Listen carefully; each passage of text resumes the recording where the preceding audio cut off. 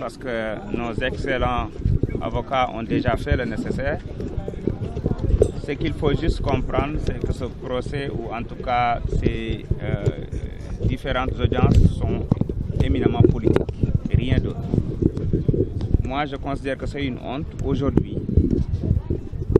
qu'on essaie d'éliminer un candidat, de surcroît le chef de l'opposition, le favori de l'élection, avec différents procès. Ils ont commencé avec l'histoire de Sweet Beauté. La justice nous a donné raison. Au moment où le Conseil constitutionnel est en train de travailler sur la validation des candidatures, il nous sort de manière expresse l'affaire Prodac. Personne ne doute, je dis bien personne, que ce soit sur le plan national comme sur le plan international, ne doute du volet politique de ces différents procès, parce que tout simplement, l'objectif est d'éliminer le président Ousmane Sonko, qui est le candidat favori de l'élection présidentielle de 2024. La preuve, il a été condamné pour 3 mois. Ils se sont rendus compte que 3 mois, 2 mois du moins, avec sursis, ne pouvaient pas l'éliminer.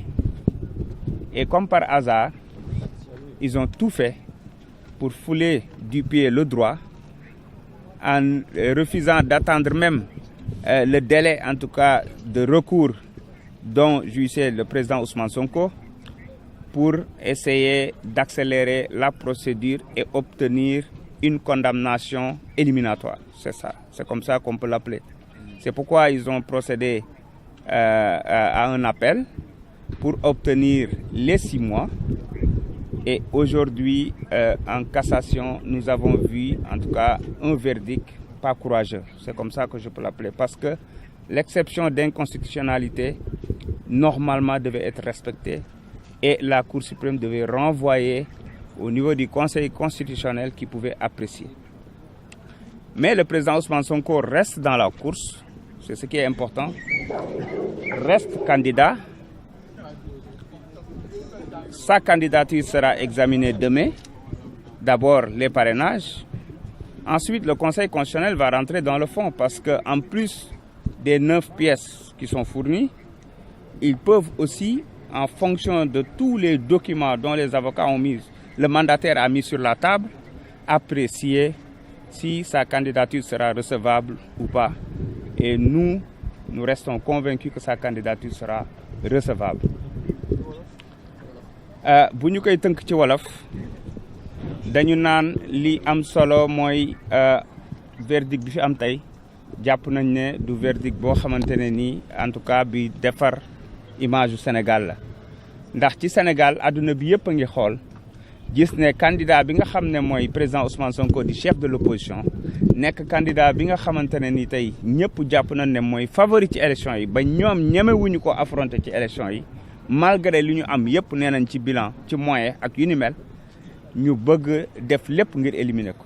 ñëpp gis nañ ne depuis 3 ans ñi ngi rey seen bopp ci procès Sweet Beauté. ca cëppaandaw ga amuñu ci dëgg, amuñu ci la ñu bëggoon, ñi dem sulliwaat dossier boo xam ne bu ne la ci àdduna bi am na candidat bu ñuy éliminer ndax lan diffamation, te ñëpp xam nañ ne diffamation amu ci, ndax li mu wax dafa leer, sénégalais yëpp a ko wax. waaye ak ci jaay doole ci la ñu ñëwee indil ñu déjà ñaari Mame Mbaye Niang. D'abord Mame Mbaye Niang ministre ak Mame Mbaye Niang budul ministre ci benn dossier, vice de procédure yu dul jeex. Ngeen gis ne tamit ñoom procureur gaawantu woon nañu déposer appel, te délai bi Ousmane Sonko amoon pour déposer recours am mi 30 jours yi sax matagul woon. Yooyu yëpp c'était pour jéem a gaawtu am benn condamnation bu ko mën a éliminer. Ndax ginnaaw bi ñu ko daanee 2 mois ñi xam ne 2 mois mënu koo tere bokk, li ñu gis mooy dañu gaawtu jéem a am benn ci loo xam ne dañ ne woon dafa bëgg ragg deram. Yaakaar naa ne loolu doyoon na bu dee ragg der, waaye bi yoon li ñu gis mooy à chaque fois état dina ci dugg avec les mêmes avocats des mêmes dossiers, juste pour obtenir benn condamnation. Mais ñu jàpp ne loolu yëpp dañuy sonal seen bopp, ndax conseil constitutionnel tey ginnaaw 9 pièces yi nga xam ne dinañ ko joxe ñu saytu ko dañuy saytu aussi ci fond bi te dossier bu béton la ñu teg ci seen table boo xam ne bu ñu ko xoolee dinañ xam ne kii moom dossier bi ku war a nekk candidat la te gëm nañ ne dinañ nangu candidature am d'abord dinañ ko apprécier demain ci côté parrainage beeg yooyu ensuite gëm nañ ne le 20 bu ñu publier liste définitive bi président Ousmane Sonko dina ci bokk. leneen li am solo ñu koy wax mooy mbirum parrainage yi mais dafa nekk mbir mu doy waar ndax Sénégal dañu wax nit ñi ñu dem wuti parrainage nit ñi wàcc wuti parrainage Sénégal xam na ñëpp xam na ne Pastef parrainage tawulee ba muy gën a métti ñuy gën a néew doole ci 2019 dañu amoon meilleur parrainage bi ñu lancé parrainage bu Bassirou Diomaye Faye sénégalais yëpp daw wut si parrainé ñu am parrainage bu mucc ayib vérifié ko naka la ñu mën a considérer ñu ne ñu 12000 plus de 12000 nekkuñu ci fichier bi noonu lañ ko waxalee Mary Teuw Niane noonu lañ ko waxalee Cheikh Bamba Dièye ainsi de suite am na ci lu ma juróomi candidat yoo xam ne boo boolee li ñu wax ne nekkul ci fichier bi 81000 ñoo xam ne yor nañ seen i carte électeur daa di parrainé ñu ne nekkuñu ci fichier bi loolu lan lay firndeel élection yooyu boo ci demee mais c'est vicié d'avance c'est-à-dire que loolu ak càcc la parce que li am solo ba am solo mooy fichier bu leer nañ nit ki yor carte électeur mu am numéro carte électeur di sénégalais mësoon a sax voté ñu ñëw ñu ne la ah kii kat nekkul ci carte électeur ñuy wax conseil constitutionnel nekkul ci fichier bi conseil constitutionnel dañ koy wax na xoolaat bu baax li ko daaf jox te mu revoiraat fichier am woowaat candidat yooyu ngir mën a saytuwaat loolu parce que lu doy waar la te candidat yi duñ ko bàyyi candidat yëpp dinañu dajaloo dinañu attaquer décision yi nga xam ne nii jël nañ ko di éliminer pêle-mêle des candidats ci lan nga def sa parrainage ba ñëw ñu vérifier ko lépp normal nga xam ne carte électeur yi carte d'identité yëpp disponible na ñu ne la ñii nekkuñ ci fichier bi te duñ la may parce que liñ ci jublu mooy lan buñ la waxee ku mel ni Bassirou Diomaye Faye buñ la waxee ne la 12000 nekkul ci fichier bi waaye am na 6000 doublons mu war a remplacer 6000 doublons yi ñu ne ko 4000 la war a wut bu indiwaatee 6000 doublons yi la moo leen teree ne 3000 yi nekkuñ ci fichier bi donc yow da ngay dem toog